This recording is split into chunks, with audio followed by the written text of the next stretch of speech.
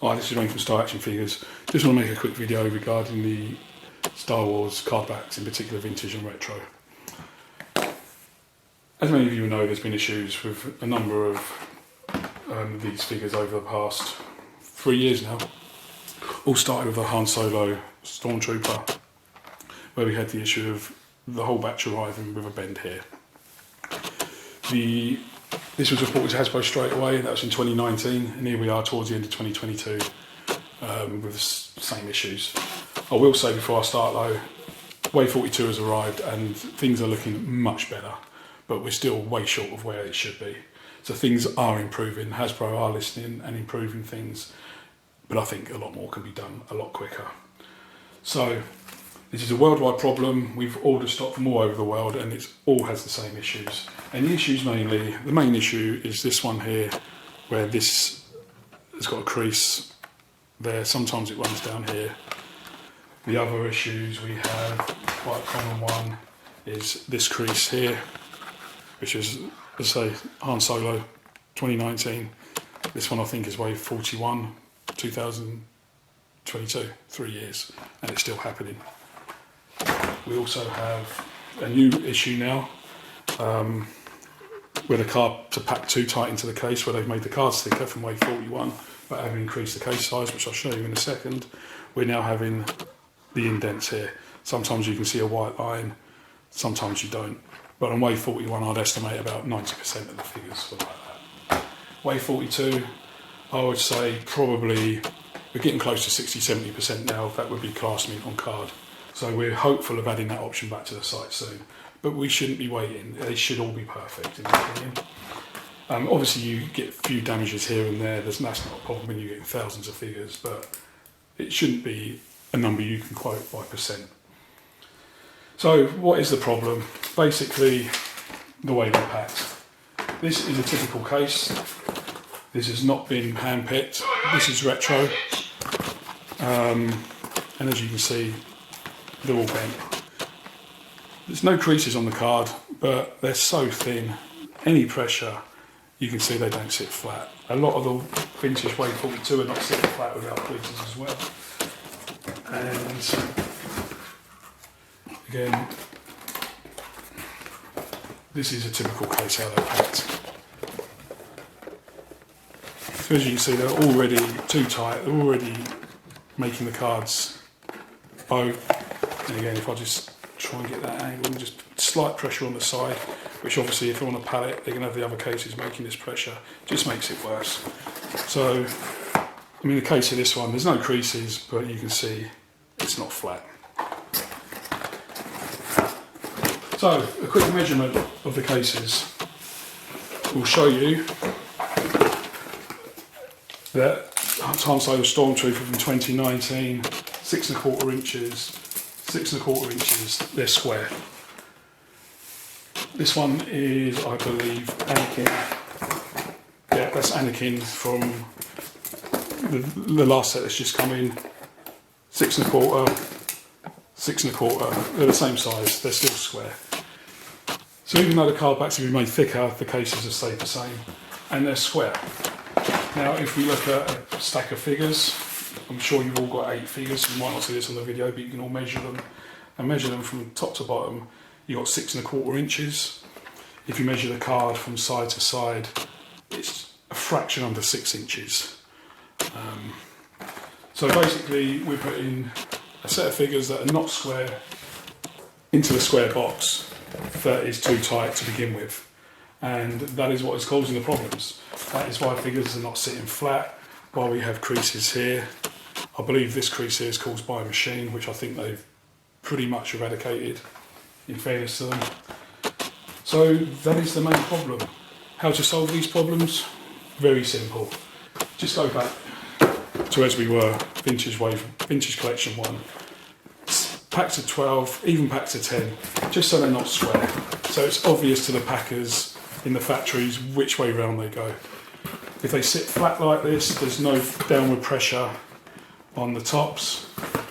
As I say, when I showed you the retro, imagine having these stacked 2 meters high on a pallet.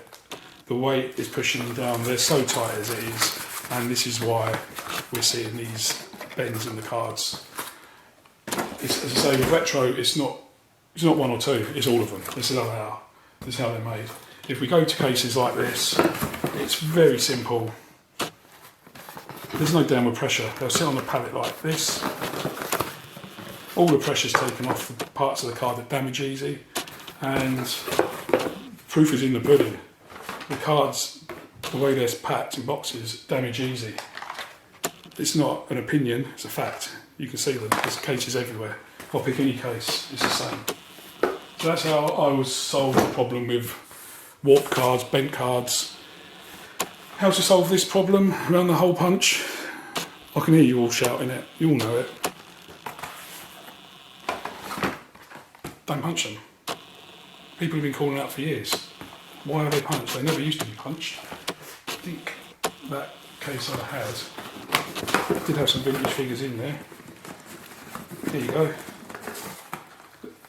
This is the original run, unpunched. It's been like that for 10, 12 years.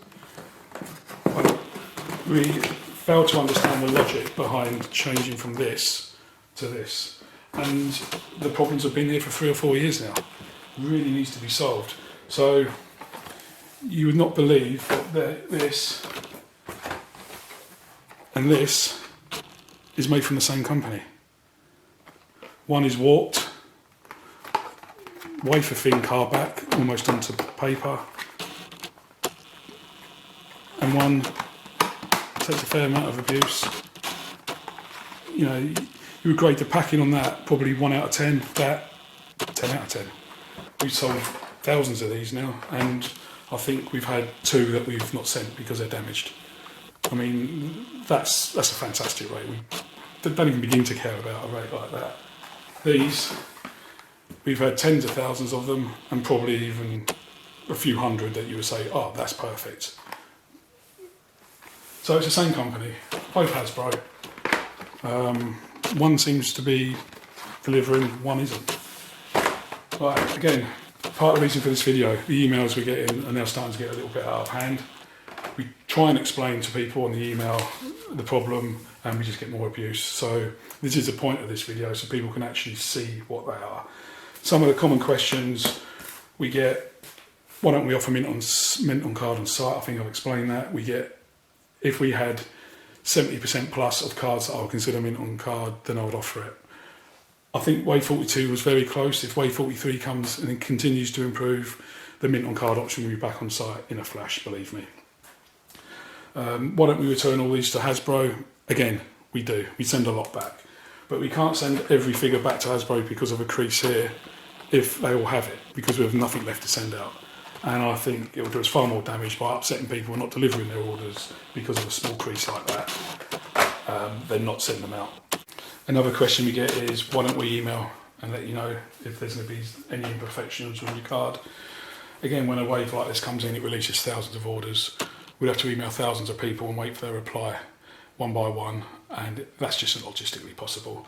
With the Han Stormtrooper, we emailed everybody. I think I might have already said this, but it's over 1,000 of them, and 2 people replied and said, don't send them. Everyone else was, do the best you can. So if we was to send emails out to everybody, it would be for less than 1% of people, and the other 99.5% of people would probably be very angry. We've delayed their order by a week to give a few people the chance to refuse them. Again, on the homepage, there is a message at the top of the homepage. It's been there all year, since the end of last year.